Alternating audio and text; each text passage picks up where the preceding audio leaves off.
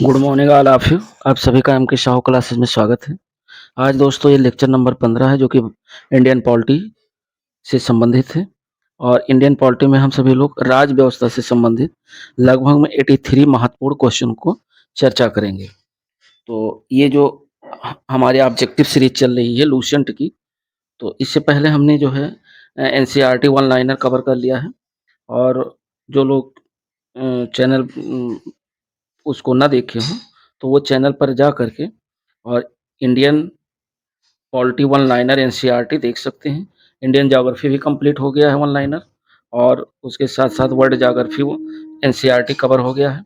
Playlist बनी हुई है, जाकर के प्लेलिस्ट से देख सकते हैं।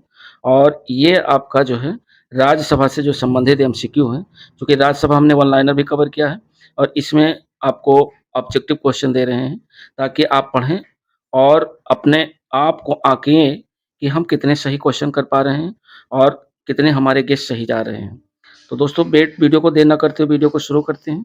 और चैनल पे दोस्तों ये पहली बार है तो चैनल को लाइक शेयर और सब्सक्राइब जरूर करें और अपने मित्रों के साथ शेयर ज़रूर करें, जिससे कि आपके जो मित्र हैं, उनको भी इसका लाभ मिल सके। तो जो राज्यसभा से संबंधित है, इसमें हम लोग पहला क्वेश्चन है कि भारतीय संसद के अपर हाउस, जो भारतीय संसद है, उसका अपर हाउस को किस नाम से जाना जाता है? तो दोस्तों अपर हाउस को राज्यसभा के नाम से जाना जाता है। तो पहले का जो राइट ऑप्शन होगा, वो ए विकल्प होगा राज्यसभा। और दूसरा क्वेश्चन कह रहा है कि राज्यसभा को अस्थायी सदन कहते हैं। तो राज्यसभा को अस्थायी सदन कहते हैं क्योंकि 4 ऑप्शन दिए हुए हैं और चारों में जो दोस्तों राइट ऑप्शन है वो बी विकल्प है, क्योंकि इसे विघटित नहीं किया जा सकता है। राज्यसभा एक अस्थायी सदन है और इसे विघटित नहीं किया जा सकता है। और जो लोकसभा है उसे प्रतिनिधि सभा के नाम से भी जानते हैं। और उसमें जो मेंबर होते हैं वो सीधे जनता द्वारा चुन करके जाते हैं, लेकिन राज्यसभा के जो मेंबर होते हैं वो जनता द्वारा सीधे चुन करके नहीं जाते हैं, बल्कि लोकसभा और विधानसभा के जो निर्वाचित सदस्य होते हैं उनके द्वारा राज्यसभा सांसदों को चुना जाता है। और ये क्वेश्चन जो है बीपीएससी 1996 आरआरबी 2006 में क्वेश्चन पूछा गया है। अगला 3 नंबर क्वेश्चन कह रहा है कि राज्यसभा में जो सीटों की अधिकतम संख्या है वह कितनी हो सकती है? तो राज्यसभा में जो अधिकतम सीटों की संख्या है दोस्तों, वो अधिकतम 250 हो सकती है और 3 का जो राइट ऑप्शन है वो ए है। 4 नंबर क्वेश्चन कह रहा है कि वर्तमान समय में राज्यसभा में सदस्यों की जो प्रभावी संख्या है वो कितनी है? तो राज्यसभा में वर्तमान में प्रभावी संख्या पूछ रहा है और प्रभावी संख्या दोस्तों है 245। तो राइट ऑप्शन 4 का होगा बी विकल्प 245। और नेक्स्ट क्वेश्चन 5 नंबर का है कि राज्यसभा के लिए राष्ट्रपति द्वारा कितने सदस्य नामित किए जाते हैं? तो राज्यसभा के लिए जो राष्ट्रपति द्वारा नामित किए जाते हैं सदस्य, उनकी संख्या दोस्तों है 12 और 12 सदस्यों को राष्ट्रपति नॉमिनेट करता है। तो इसका जो 5 नंबर का जो राइट ऑप्शन है, वह बी विकल्प है। ये एसएससी 13 में क्वेश्चन पूछा गया है। नेक्स्ट क्वेश्चन कह रहा है कि राज्यसभा में प्रतिनिधित्व जो होता है, वो किसका होता है? तो 6 नंबर का जो राइट ऑप्शन है, वह सी है, अर्थात राज्यों का भी प्रतिनिधित्व होता है और साथ ही साथ संघ शासित क्षेत्रों का भी होता है। तो इस हिसाब से 6 का जो राइट ऑप्शन है, वह सी विकल्प है। 7 नंबर क्वेश्चन कह रहा है कि जिन संघ शासित क्षेत्रों में विधानसभाएँ नहीं हैं, कह रहा नहीं है, उनके प्रतिनिधि किस प्रकार चुने जाते हैं? यानी उनके जो मेंबर होते हैं, वो कैसे चुने जाते हैं? तो दोस्तों विशेष निर्वाचन मंडल द्वारा वो चुने जाते हैं और इस हिसाब से 7 का जो राइट ऑप्शन है, वह ए विकल्प होगा, विशेष निर्वाचन मंडल। 8 नंबर क्वेश्चन कह रहा है कि राज्यसभा में सदस्यों का जो निर्वाचन होता है, वो कैसे होता है? तो 4 विकल्प में आपको राइट ऑप्शन चुनना है और राइट ऑप्शन दोस्तों इसका है डी, आनुपातिक प्रतिनिधित्व के अनुसार एकल संक्रमणीय मत पद्धति के द्वारा जो है राज्यसभा सांसदों को चुना जाता है। 9 नंबर क्वेश्चन कह रहा है कि राज्यसभा के लिए प्रत्येक राज्य के प्रतिनिधियों का जो निर्वाचन होता है वो कौन करता है? तो निर्वाचन कौन करता है? 9 नंबर का जो राइट ऑप्शन है दोस्तों, वो ए विकल्प है, विधानसभा के निर्वाचित सदस्यों द्वारा। यानी राज्यसभा के जो मेंबर होते हैं, उनका जो निर्वाचन होता है, वो विधानसभा के निर्वाचित सदस्यों द्वारा होता है और ये क्वेश्चन आपका यूपीपीसीएस 1990 में क्वेश्चन पूछा गया है। 10 नंबर क्वेश्चन कह रहा है कि राज्यसभा में राज्यों का जो प्रतिनिधित्व होता है, वो किस बात पर निर्भर करता है? तो 10 नंबर का जो राइट ऑप्शन है दोस्तों, वह बी विकल्प है, राज्य की जनसंख्या पर। यानी राज्यसभा के जो मेंबर होते हैं, वो राज्य की जनसंख्या के आधार पर डिसाइड होते हैं। ये भी यूपीपीसीएस 1993, आईएएस 1987 में क्वेश्चन पूछा गया है। जो भी क्वेश्चन है दोस्तों, बहुत ही महत्वपूर्ण है और इन्हें एंड तक ज़रूर देखिए। अगला क्वेश्चन कह रहा है 11 नंबर कि राज्यसभा में किस राज्य के प्रतिनिधियों की संख्या सर्वाधिक है? यानी राज्यसभा में जो मेंबर हैं, वो किस राज्य से सबसे ज़्यादा आते हैं? तो वो दोस्तों आते हैं आपके उत्तर प्रदेश से और राइट ऑप्शन आपका डी विकल्प है। ये यूपी पीसीएस 1995 में क्वेश्चन पूछा गया है। 12 नंबर क्वेश्चन कह रहा है कि उत्तर प्रदेश से राज्यसभा के लिए कितने सदस्य चुने जाते हैं? तो उत्तर प्रदेश से राज्यसभा के कितने मेंबर चुने जाते हैं? 12 नंबर का जो राइट ऑप्शन है दोस्तों, वह सी विकल्प है 31। 31 मेंबर राज्यसभा के लिए उत्तर प्रदेश से केवल चुने जाते हैं। 13 नंबर क्वेश्चन कह रहा है कि निम्नलिखित राज्यों की युग्मों में किसको राज्यसभा के समान प्रतिनिधित्व मिला हुआ है? यानी राज्यसभा के समान प्रतिनिधित्व मिला हुआ है। तो 13 नंबर का जो राइट ऑप्शन है दोस्तों, वह डी है। यानी अ, राज्यसभा में समान प्रतिनिधित्व यानी आंध्र प्रदेश, मध्य प्रदेश, बिहार, पश्चिम बंगाल, उड़ीसा, राजस्थान, उपयुक्त सभी। यानी तो 13 नंबर का जो राइट ऑप्शन है, वह डी विकल्प होगा, उपयुक्त सभी। नेक्स्ट क्वेश्चन कह रहा है, यानी 14 नंबर क्वेश्चन कह रहा है कि निम्नलिखित में से किस संघ शासित क्षेत्र का राज्यसभा में प्रतिनिधित्व है? कौन सा ऐसा केंद्र शासित प्रदेश है जिसका राज्यसभा में प्रतिनिधित्व है? तो उसका जो प्रतिनिधित्व है वो दिल्ली और पुडुचेरी का। तो इसका जो राइट ऑप्शन होगा दोस्तों, वो ए विकल्प होगा, दिल्ली, पुडुचेरी। और 15 नंबर क्वेश्चन कह रहा है कि निम्नलिखित राज्य युग्मों में किसे राज्यसभा में समान प्रतिनिधित्व प्राप्त है?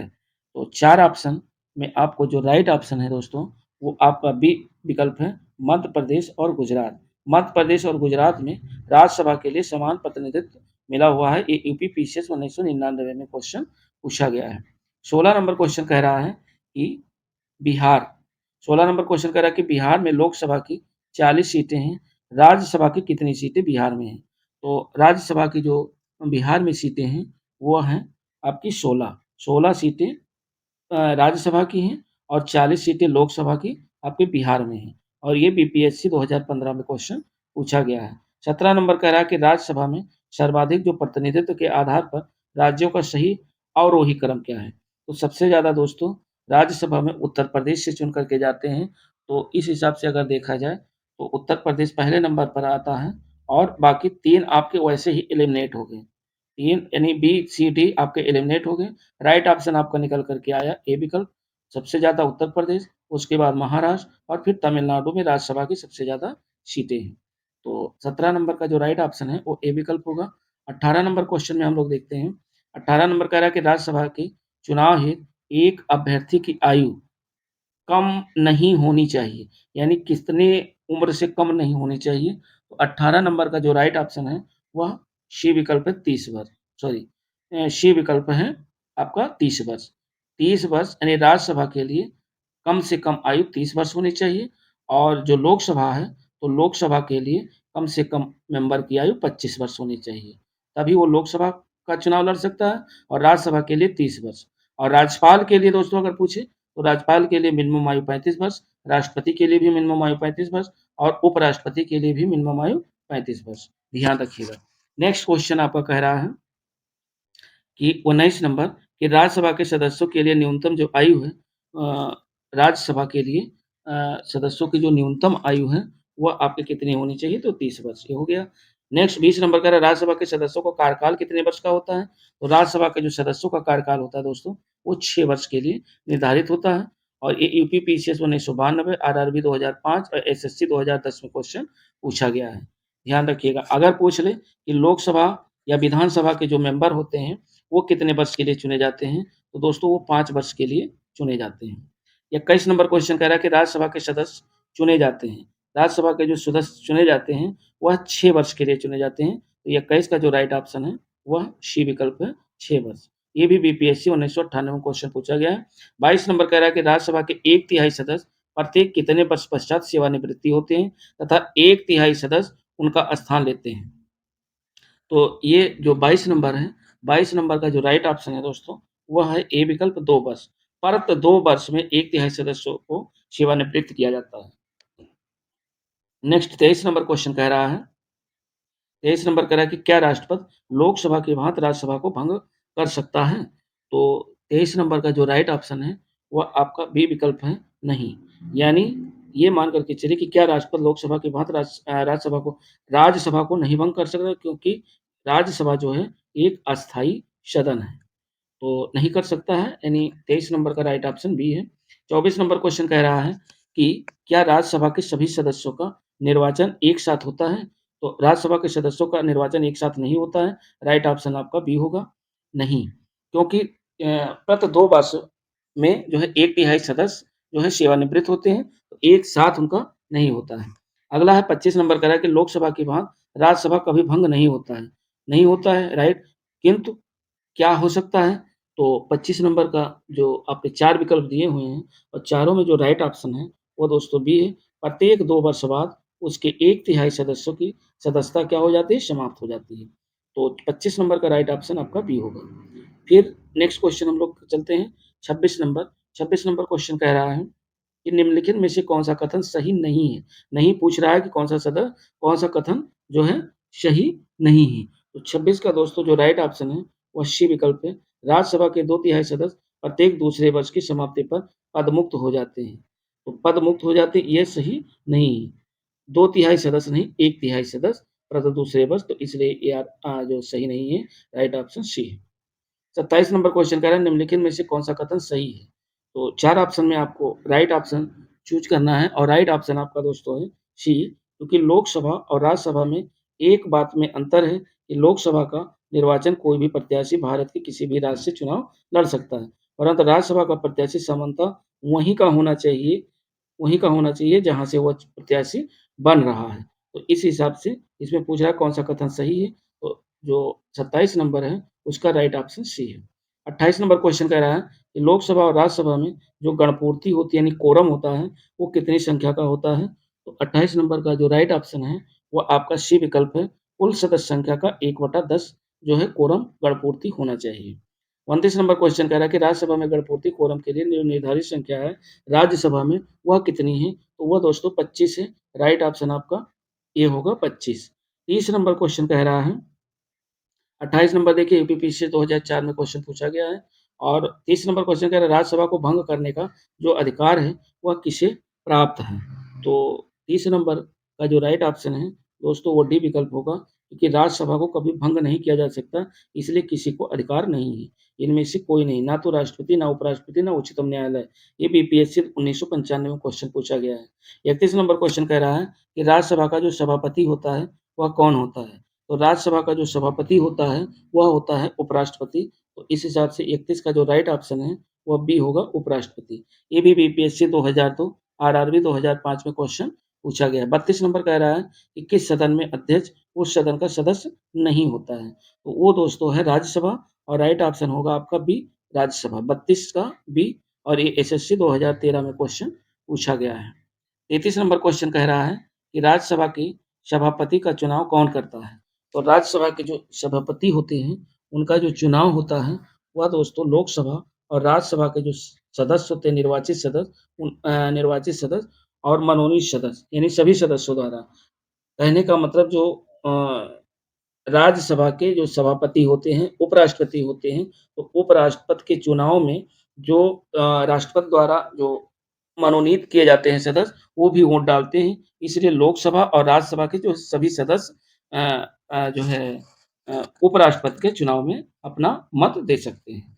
34 नंबर क्वेश्चन कह रहा है कि राज्यसभा का जो सभापति होता है, वह होता है 4 ऑप्शन दिए हुए हैं और चारों में दोस्तों जो राइट ऑप्शन है आपका, वो आपका विकल्प बी है। लोकसभा एवं राज्यसभा के सदस्यों द्वारा संयुक्त रूप से चुना जाता है।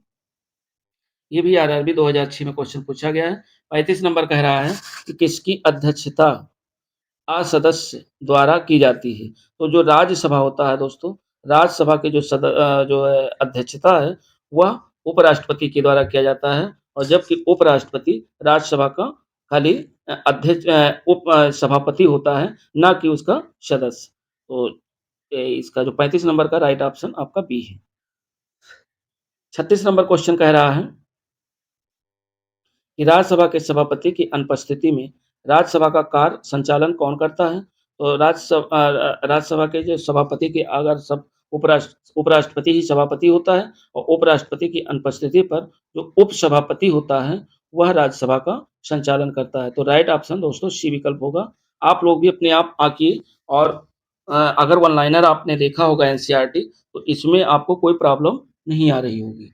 और फिर 37 नंबर क्वेश्चन कह रहा है कि 37 नंबर में राज्यसभा के उपसभापति का जो निर्वाचन है वो कौन करता है? तो वो करता है राज्यसभा के जो सदस्य होते हैं, वो राज्यसभा के उपसभापति का निर्वाचन करते हैं। तो राइट ऑप्शन 37 का बी। 38 नंबर कह रहा है क्या राज्यसभा का सभापति संसद के दोनों सदनों के संयुक्त अधिवेशन की अध्यक्षता कर सकता है? तो जो 38 नंबर क्वेश्चन है इसका राइट ऑप्शन है दोस्तों बी, वो नहीं कर सकता है। और नेक्स्ट क्वेश्चन हम लोग 39 नंबर पे चलते हैं। 39 नंबर क्वेश्चन कह रहा है कि राज्यसभा के द्विवार्षिक चुनावों की अधिसूचना कौन जारी करता है? तो राज्यसभा के जो द्विवार्षिक चुनावों की जो अध्यक्षता है वह दोस्तों निर्वाचन आयोग जारी करता है। तो राइट ऑप्शन ये विकल्प होगा। 40 नंबर कह रहा है कि राज्यसभा के सदस्यों का जो निर्वाचन होता है वह किसके द्वारा होता है? तो 40 नंबर का जो राइट ऑप्शन है वह आपका डी है, राज्य की विधानसभा के निर्वाचित सदस्यों द्वारा। यानी राज्य के जो विधानसभा होते हैं और विधानसभा मेंबर होते हैं उन विधानसभा मेंबर के जो निर्वाचित सदस्य होते हैं उनके द्वारा राज्यसभा के सदस्यों का निर्वाचन होता है। तो राइट ऑप्शन 40 का डी। 41 नंबर कह रहा है कि स्वतंत्र भारत में राज्यसभा के पहले सभापति कौन थे? दोस्तों क्वेश्चन ये इम्पोर्टेंट है, ज़्यादा इम्पोर्टेंट है। और 41 का जो राइट ऑप्शन है वह बी है, doctor S Radhakrishnan. Doctor S Radhakrishnan स्वतंत्र भारत के प्रथम सभापति थे। नेक्स्ट 42 नंबर क्वेश्चन कह रहा है 42 नंबर क्वेश्चन कह रहा है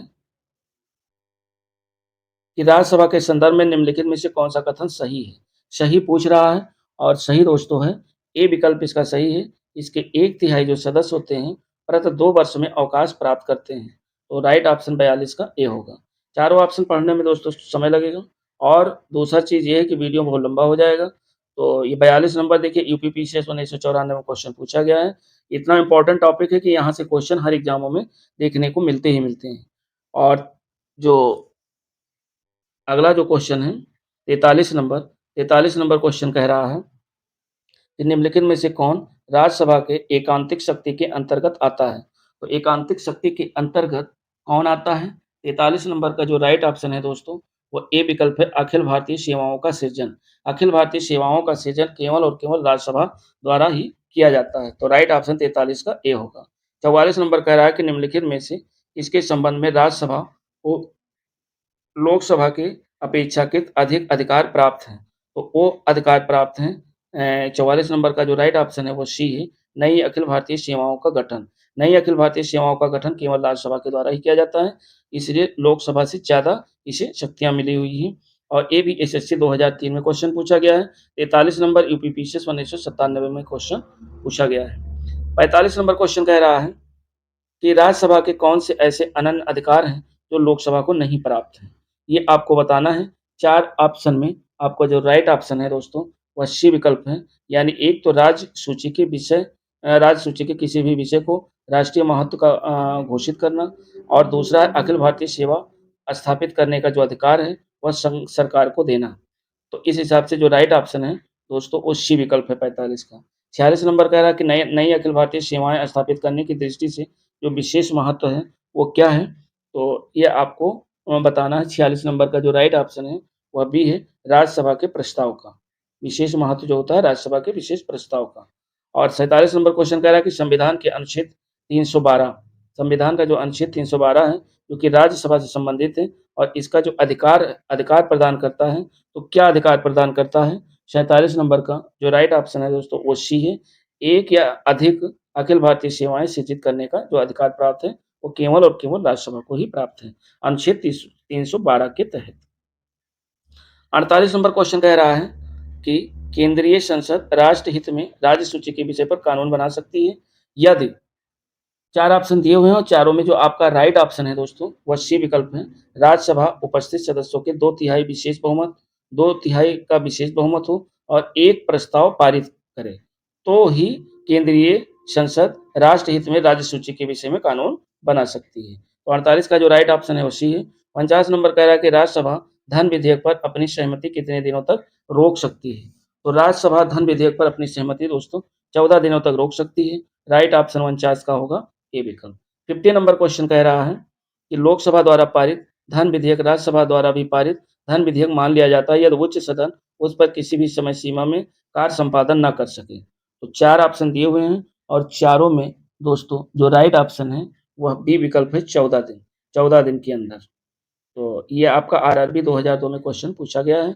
51 नंबर क्वेश्चन कह रहा है कि राज्यसभा द्वारा लोकसभा को धन विधेयक कितने समय में लौटा दिए जाने चाहिए।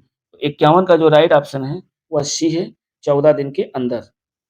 और 52 नंबर क्वेश्चन कह रहा है कि राज्यसभा को भंग करने में कौन सक्षम है, यानी राज्यसभा को कौन भंग कर सकता है। तो 52 नंबर का जो राइट ऑप्शन है दोस्तों वह डी विकल्प है, उपयुक्त में से कोई नहीं, यानी राज्यसभा को कोई भी भंग नहीं कर सकता है। और ये एसएससी 2003-2004 में क्वेश्चन पूछा गया है। 53 नंबर क्वेश्चन कह रहा है कि किस परिस्थिति के अंतर्गत राज्यसभा को भंग किया जा सकता है, कौन सी ऐसी परिस्थिति के अंतर्गत। तो 53 नंबर का जो राइट ऑप्शन है दोस्तों वह डी विकल्प है, इनमें से कोई नहीं।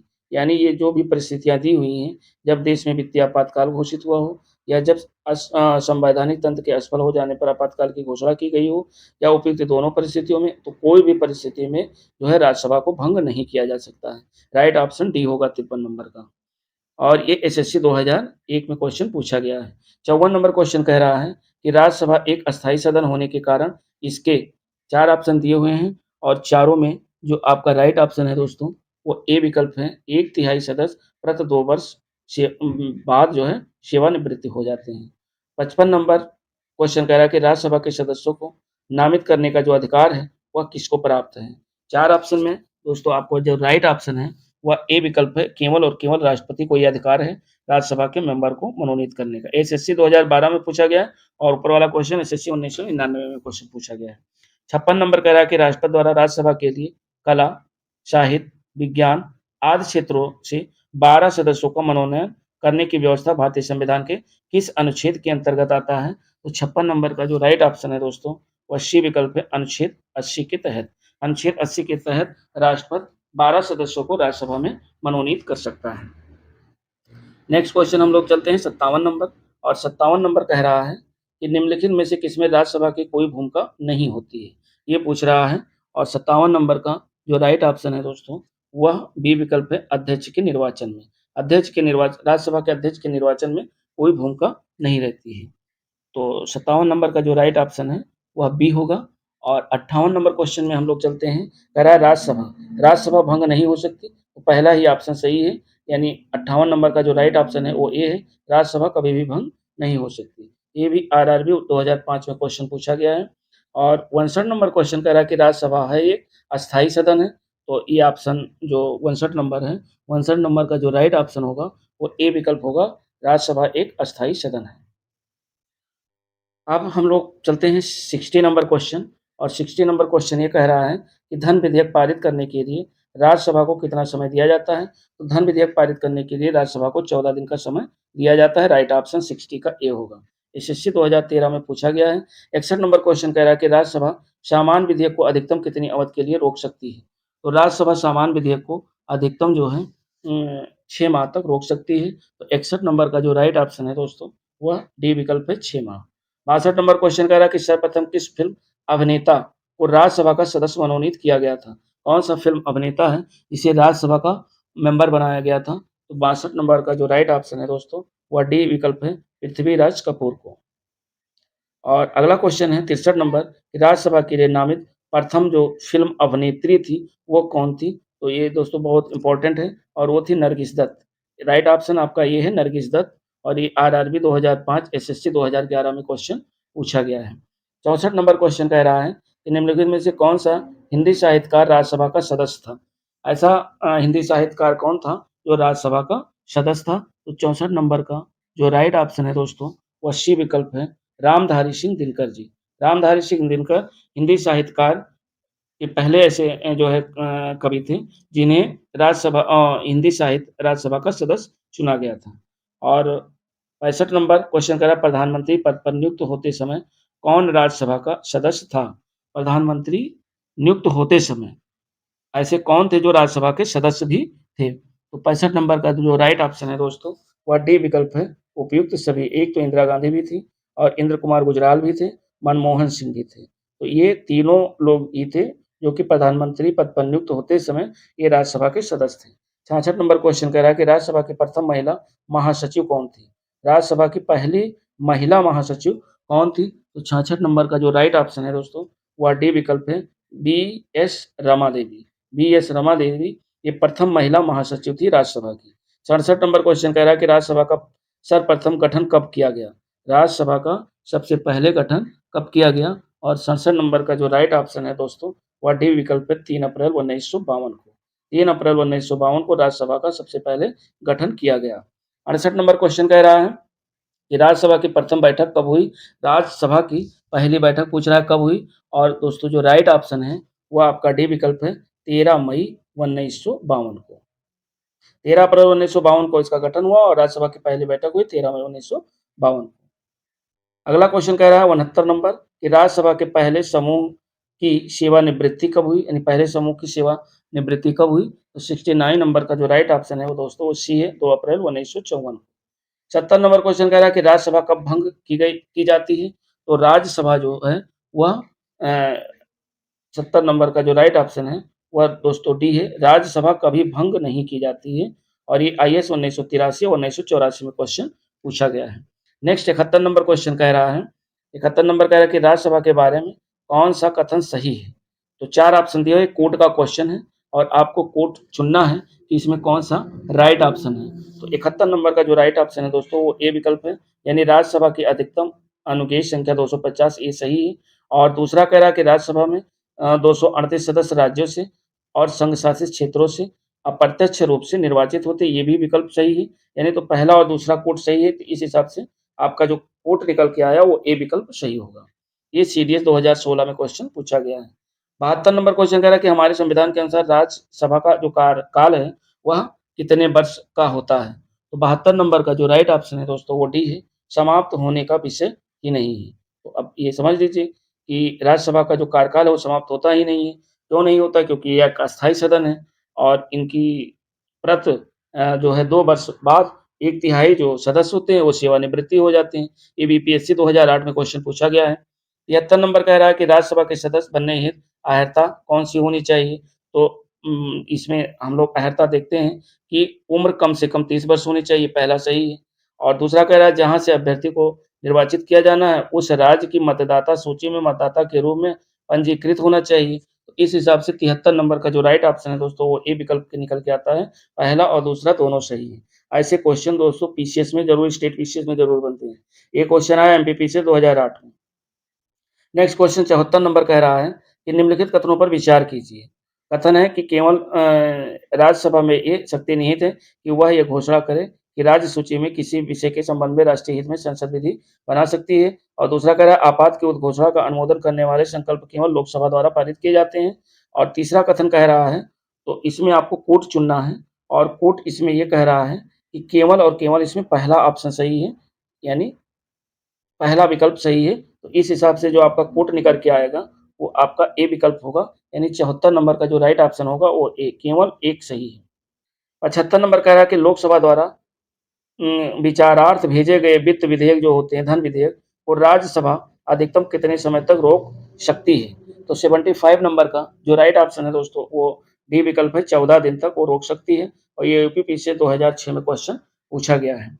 2 क्वेश्चन और बचे हुए हैं आपके, 2 नहीं, 83 हैं कुल, 76 पे हम लोग चल रहे हैं। राष्ट्रपति द्वारा राज्यसभा के कितने सदस्यों को नामित किया जाता है? तो राष्ट्रपति द्वारा जो राज्यसभा के जो सदस्य होते हैं, वो कितने सदस्यों को नामित किया जाता है? 76 नंबर का जो राइट ऑप्शन है दोस्तों, वह बी है, 12 सदस्य राष्ट्रपति द्वारा नामित किए जाते हैं। ये यूपीपीसी 2006, आरआरबी 2009 में क्वेश्चन पूछा गया है। 77 नंबर कह रहा है कि संसद के किसी भी सदन के 2 सत्रों के बीच अंतराल किससे अधिक नहीं होना चाहिए? और ये 4 ऑप्शन दिए हुए हैं और चारों में दोस्तों जो राइट ऑप्शन है वो आपका बी विकल्प है, 6 महीने। 6 महीने से अधिक का अंतराल नहीं होना चाहिए। आरआरबी 2008 में क्वेश्चन पूछा गया है। 78 नंबर कह रहा है कि राज्यसभा विकसित हो जाती है। राज्यसभा कब विकसित होती है? तो राज्यसभा कभी भी विकसित नहीं होती है और इस हिसाब से राइट ऑप्शन होगा आपका डी। 78 हो गया। 78 के बाद 79 नंबर क्वेश्चन कह रहा है कि राज्यसभा के सदस्यों का जो कार्यकाल होता है दोस्तों, वो कितना होता है? तो राज्यसभा के जो सदस्य होते हैं उनका कार्यकाल 6 वर्ष होता है। राइट ऑप्शन आपका सी होगा, 79 का। और ये DPSI 2009 में क्वेश्चन पूछा गया है। नेक्स्ट क्वेश्चन कह रहा है कि राज्यसभा किसके द्वारा भंग की जा सकती है? दोस्तों राज्यसभा किसी के द्वारा भंग नहीं की जा सकती, अर्थात इसका जो राइट ऑप्शन होगा वो डी विकल्प होगा, उपयुक्त में से किसी के द्वारा नहीं। ये यूपीपीसी 2013 में क्वेश्चन पूछा गया है। 81 नंबर का रहा, निम्नलिखित में से कौन सा सदन का सदस्य होते हुए बिना उसके अध्यक्ष के रूप में कार्य कर सकता है? तो दोस्तों वो है भारत का उपराष्ट्रपति, यानी 81 का जो राइट ऑप्शन है वो आपका बी है, भारत का उपराष्ट्रपति, चूंकि राज्यसभा का सदस्य नहीं होता है और फिर भी उसकी अध्यक्षता करता है। ये यूपीपीसी 2013 में क्वेश्चन पूछा गया है। नेक्स्ट क्वेश्चन जो है हम लोग देखते हैं, 82 नंबर कह रहा है कि निम्नलिखित में से कौन सा सही सुमेलित नहीं है? नहीं पूछ रहा है, तो अब आपको नहीं बताना है। और 82 नंबर का जो राइट ऑप्शन है वह आपका देख लेते हैं कि आंध्र प्रदेश में राज्यसभा की 18 सीटें हैं, सही है। उड़ीसा में 10 सीटें हैं राज्यसभा की, तमिलनाडु में 18 सीटें हैं, लेकिन महाराष्ट्र दोस्तों, महाराष्ट्र इसमें गलत है और महाराष्ट्र ही आपका राइट आंसर होगा। तो 82 का डी हो जाएगा, चूँकि नहीं पूछ रहा है और ये एमपीपी से 2018 में क्वेश्चन पूछा गया है। 83 नंबर और लास्ट क्वेश्चन दोस्तों कह रहा है कि निम्नलिखित में से किसे राज्यसभा में पहले पुनः स्थापित पेश नहीं किया जा सकता है? तो 83 नंबर में 4 ऑप्शन दिए हुए हैं, चारों का जो राइट ऑप्शन है वो दोस्तों सी विकल्प है, वार्षिक वित्तीय विवरण। वार्षिक वित्तीय विवरण को पहले पुनः स्थापित नहीं किया जा सकता है और ये क्वेश्चन सीडीएस 2017 में क्वेश्चन पूछा गया है।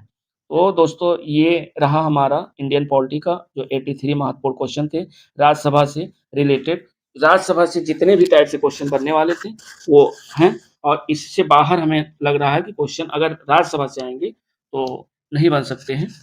और वीडियो दोस्तों अच्छी लगे तो लाइक शेयर और सब्सक्राइब जरूर करें। और आप एनसीईआरटी अगर आपको देखना हो तो चैनल पे जाकर प्लेलिस्ट बनी हुई है सबकी, इंडियन पॉलिटी, इंडियन ज्योग्राफी और वर्ल्ड ज्योग्राफी, आप उसे आराम से देख सकते हैं और उसके बाद आप एमसीक्यू करें तो ज़्यादा अच्छा स्कोर आपका होगा। मिलते हैं नेक्स्ट वीडियो के साथ, तब तक के लिए नमस्कार, जय हिंद दोस्त।